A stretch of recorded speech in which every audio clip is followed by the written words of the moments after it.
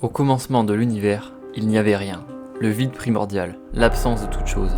C'est le Primal Monitor, la page blanche sur laquelle l'infinité du monde des comics peut prendre place. Et sur cette page blanche, un jour de février 1934, des mains invisibles créèrent le multivers. Ces mains, c'était celles de Malcolm Wheeler Nicholson qui venait de poser sa plume sur ce qui allait devenir le premier comics de l'histoire de DC Comics.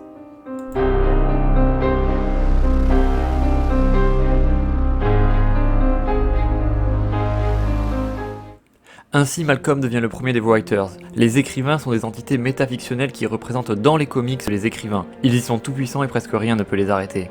Mais revenons un instant à notre Primal Monitor, cet espace vide où l'infini n'est qu'une possibilité. Et bien dans ce vide absolu, dans ce néant, émergea une lumière, la source. La source était l'énergie à la base de l'univers, elle représente les idées des auteurs et l'infinité des possibles. Et cette source s'incarne dans deux êtres, la présence et Mother Entity. L'entité mère tout d'abord est l'épouse de Dieu, donc de la présence. C'est elle par exemple qui a permis de créer l'énergie des boom tubes permettant de voyager dans le multivers. Et le multivers justement, parlons-en. On a un dieu, une page vide, il n'y a plus qu'à créer un multivers. D'abord, pour construire son multivers, la présence créa des agents, les mains, The Hands.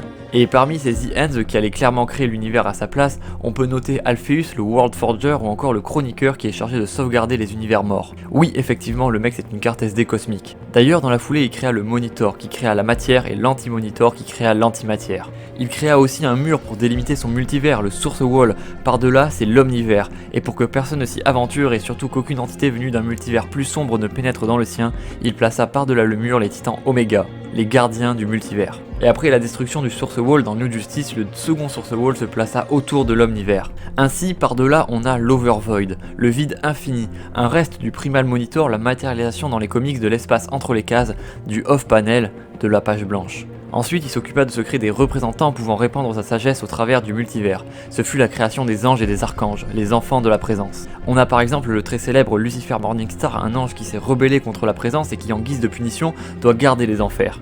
On a aussi le très célèbre Michael Demurgos qui est l'ange favori de la présence et notamment le gardien de la Cité d'Argent. Et maintenant il ne reste plus qu'à peupler cet univers. Mais dès l'instant que des êtres inférieurs apparurent, l'univers se dota lui-même d'une nouvelle fonction. Les infinis. Nés de Father Time et Mother Night, respectivement l'incarnation du temps et du vide, les infinis étaient au nombre de 7. Le destin, la mort, le rêve, le désespoir, le désir, la destruction et le délire. Et il faut savoir que les infinis sont des entités indépendantes qui obéissent à leurs propres règles.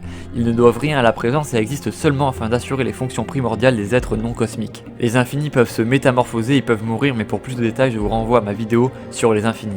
Ensuite, comme la présence remarqua que les humains étaient complètement infoutus de se gérer eux-mêmes, il en choisit certains pour devenir ses agents. Ainsi, par exemple, Jim Corrigan devint le Spectre, l'incarnation de la vengeance divine. On a aussi le cas de Radiante, l'esprit de la grâce divine, ou encore le mot ou la voix qui représentent des formes désincarnées de la présence. Mais bien vite, des êtres particuliers sortirent du lot et formèrent une quintessence. La quintessence est donc formée d'êtres singuliers et extrêmement puissants. On a par exemple Gantet, Hera, le Highfather, le Phantom Strangers, le Spectre ou encore le Wizard, donc Shazam, et parfois même Paria. Cette quintessence s'est réunie pour contrer des êtres extrêmement puissants et malveillants comme par exemple Darkseid, des êtres issus des ténèbres pures. Car oui, The Presence n'est pas l'unique dieu du multivers, il possède un opposé, un contraire. Appelez-le comme vous voulez, les Grands Ténèbres, The Great Evil Darkness ou encore The Great Evil Beast, tant de noms qui à leur simple évocation font trembler les entités les plus puissantes de l'univers. Car oui, quand la présence dit que la lumière soit, les ténèbres ne disparurent pas. Ils se retirèrent aux confins de l'univers, patientant tranquillement, attendant de ressurgir au moment opportun pour balayer la lumière comme une vague. Et les Grandes Ténèbres, de la même manière que la présence, possèdent plusieurs agents qui sont toujours à l'origine des événements les plus terribles de l'univers, comme par exemple Pralaya, Mandrake, Empty Hand, Upside Down Man ou encore récemment la Dark Army. Heureusement, de la même manière qu'un organisme possède un système immunitaire, le multivers possède une réponse si les Grandes Ténèbres entraînent trop de chaos. En effet, en dernier recours, lorsque tous les héros ont échoué, il est possible d'invoquer le Cosmic Armor Superman. Et si vous voulez une vidéo sur ce personnage, faites-le moi savoir en commentaire. Mais si vous pensez que ça s'arrête là, vous vous trompez fortement. Il existe une infinité d'autres dimensions, sinon c'est pas rigolo. Et oui, les dimensions parallèles, faut pas les confondre avec les univers parallèles, ça n'a absolument rien à voir. En gros, dans le multivers, il existe ce qu'on appelle The Bleed, qui est si vous voulez un plan interdimensionnel qui fait office de barrière entre les différentes dimensions. Donc dans les dimensions parallèles, comme par exemple la 5ème dimension ou encore le nanoverse, les lois de la physique, de l'espace ou encore du temps, ils sont complètement différentes et totalement au-delà de notre compréhension.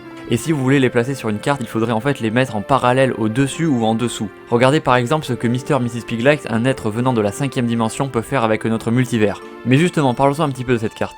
Vous pouvez y retrouver tout ce que je viens de vous expliquer, et pour les curieux, elle se trouve dans le comics Multiversity de Grant Morrison.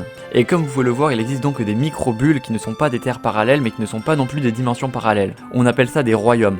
Ces royaumes sont au nombre de 8 et sont placés dans la sphère des dieux, au-delà des terres accessibles aux humains, en dehors même du temps et de l'espace. En gros, si vous voulez, les humains et résidents classiques du multivers sont bloqués par le mur de la Speed Force qui représente les limites anthropiques humaines. En fait, le mur de la Speed Force, c'est l'ancien Source Wall. Et donc, pour se rendre dans ces royaumes, il faut donc des boom tubes qui utilisent l'énergie de Mother Entity, sous peine de se perdre dans les néants des limbes. Parce que oui, les limbes, donc limbo en anglais, il ne faut pas les confondre avec le bleed, c'est totalement différent.